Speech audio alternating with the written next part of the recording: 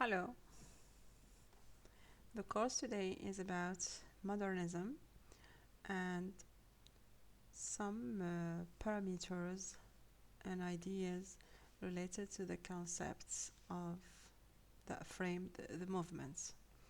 So, modernism modernism is a movement which emerged in the aftermath of the First World War, as the world started for the first time having a tragic view about its being.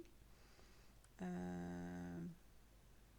a set of values started collapsing, and the war had exposed people to uh, one of the tragic episodes in their life, since uh, the shift was abrupt from the romantic view of life to the modernist one.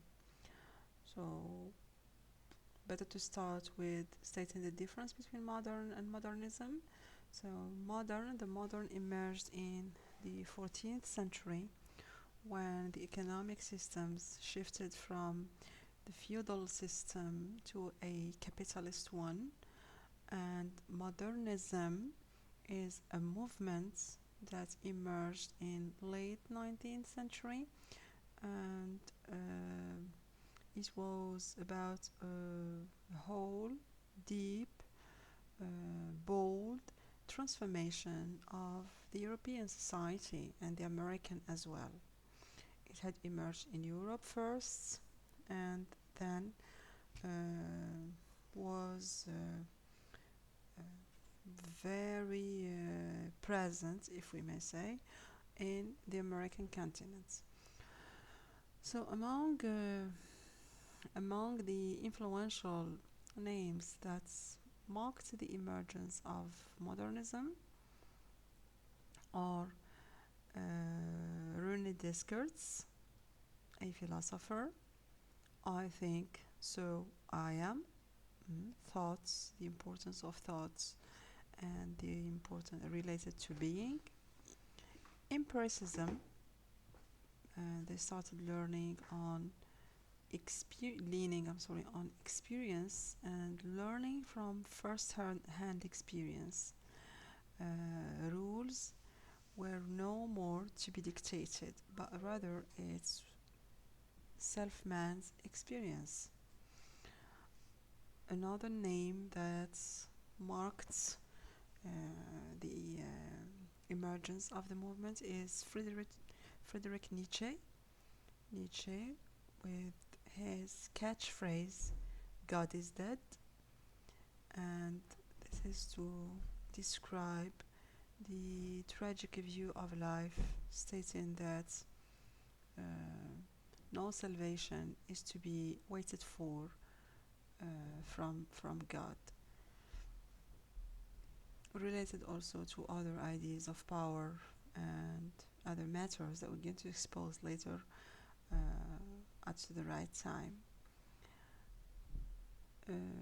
Sigmund Freud is a psychoanalyst, the one who digged into man's self, and for the first time demonstrated that man is not one block, but man is a set of units. Man doesn't have only one self, but rather one self, but rather many selves. And here uh, he started explaining how much important are childhood memories to the making of grown-up identity. Another matter. So for Wittgenstein, Ferdinand de Saussure in linguistics, language and its evolution, as well as the most revolutionizing idea of relativity by Albert Einstein, that described the credibility of several points of view at once. I have to acknowledge that this presentation is one of the best presentation I still keep from my former student Ikram Maria Tej at Lagwat University, and this is to show you, my dear students, that good work is never thrown to the bin, but rather we use it and it gives visibility, echo to the one who did it. So this was a mind map, a kind of mind map. She drew herself out of the series of courses I presented in the literature class at that time.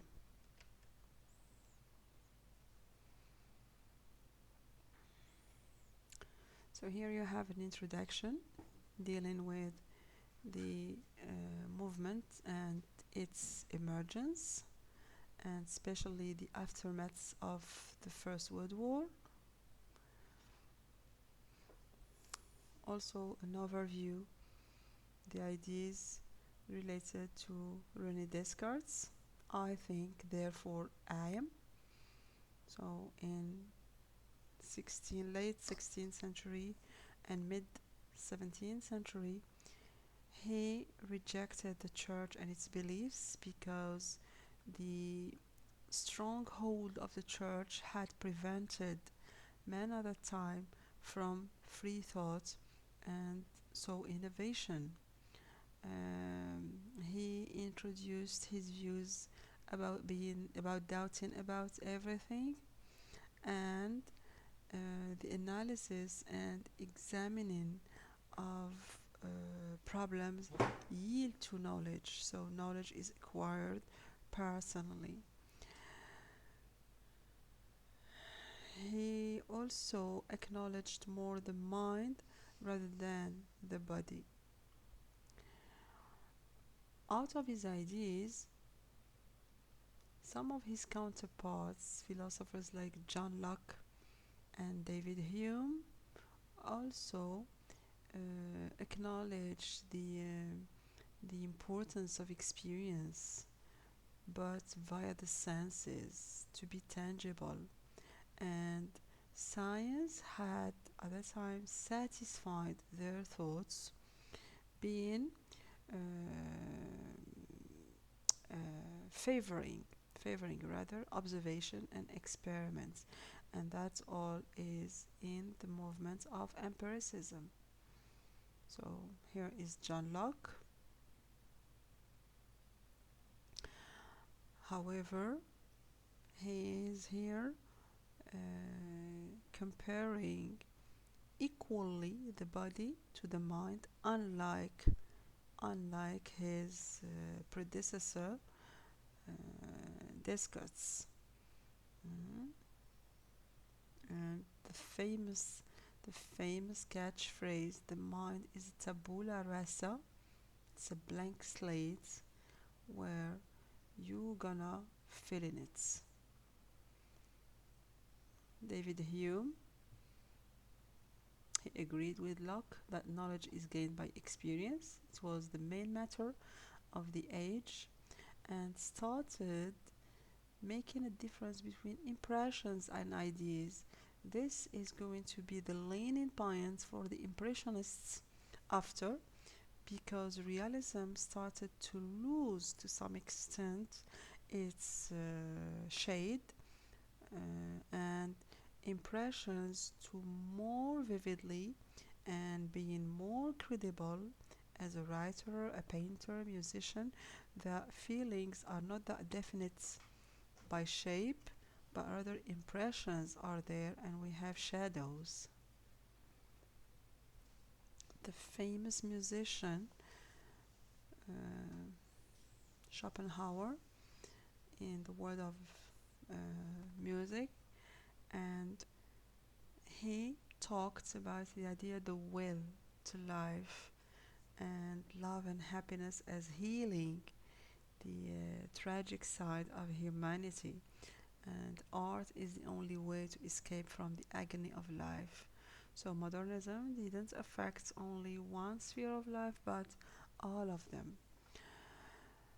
Frederick Nietzsche, who rejected religion, mainly Christianity, because of its hypocritical side, being between dictating what should be done, however, not to be abiding by, and introduce the idea God is dead that um, uh, caused the downfall of humanity.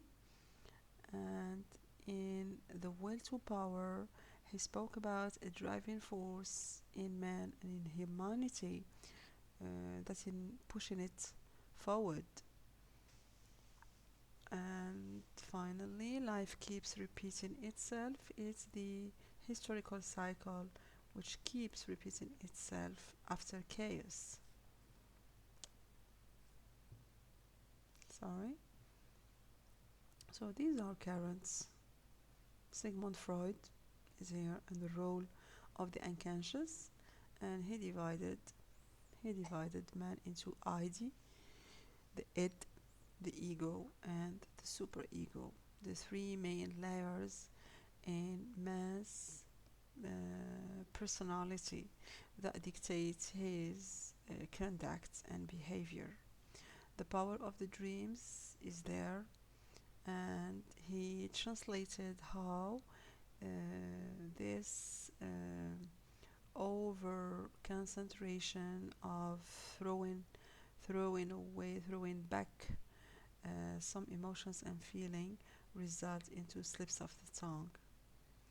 And he also initiated the man to the idea of stream of consciousness, that the flow of ideas in the mind that is not ruled by any form of punctuation, and which is endless and in a continuous way.